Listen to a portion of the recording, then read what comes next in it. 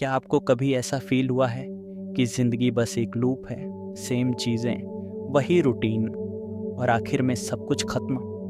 अगर आपने भी कभी इस सवाल पर सोचा है कि जीवन का कोई महत्व है क्या, तो आप पहले से ही निहिलिज्म की तरफ कदम बढ़ा चुके हैं। लेकिन निहिलिज्म क्या सच में एक दुखद दर्शन है, या फिर ये ज़िंदगी को देखने का सबसे लॉजिकल तरीका? आज हम इस पर डीप डाइव करेंगे।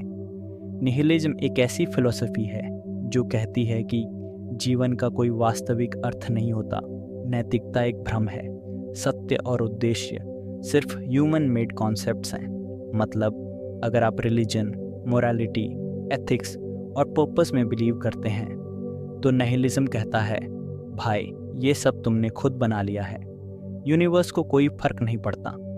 यानी कोई अल्टीमेट जस्टिस नहीं, कोई एब्सोल्यूट राइट या रॉन्ग नहीं, और कोई गॉड भी नहीं जो चीज़ों को बैलेंस करेगा।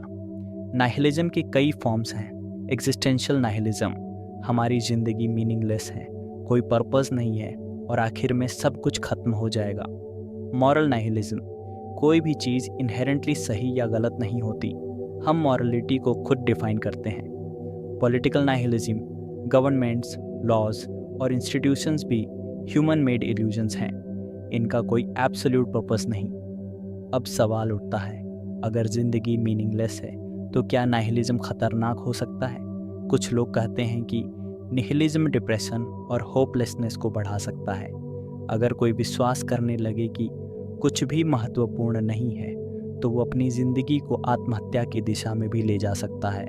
लेकिन क्या निहिलिज्म सिर्फ नकारात्मक ही है, या फिर इससे हमें सच्ची आज़ादी मिलती है? नीत्शे ने कहा था कि कंप्लीट निहिलिज्म में फंसना खतरनाक है, लेकिन इसका एक सॉल्यूशन है, विल टू पावर। मतलब अगर इस दुनिया में कोई मीनिंग नहीं है तो खुद मीनिंग क्रिएट करो। कोई यूनिवर्सल पर्पस नहीं, कोई बात नहीं, अपना पर्पस खुद बनाओ। अगर कोई मोरालिटी नहीं, अपनी वैल्यूज़ खुद सेट करो। अगर कोई मीनिंग नहीं दिया गया तो तुम्हें खुद उसे बनाने की पूरी छूट है। तो क्या नाइहिलिज्म एक प्रॉब्लम है या फिर एक सॉल्यूशन?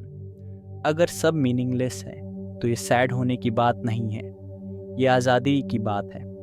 तुम कुछ भी बन सकते हो, कुछ भी कर सकते हो, क्योंकि कोई रूल्स नहीं है, तुम्हें अपना पर्पस खुद बनाना है। अगर आपको ये वीडियो पसंद आई तो do like, share and subscribe. मिलते हैं अगले एपिसोड में किसी और माइंड ब्लोइंग फिलॉसफी के साथ।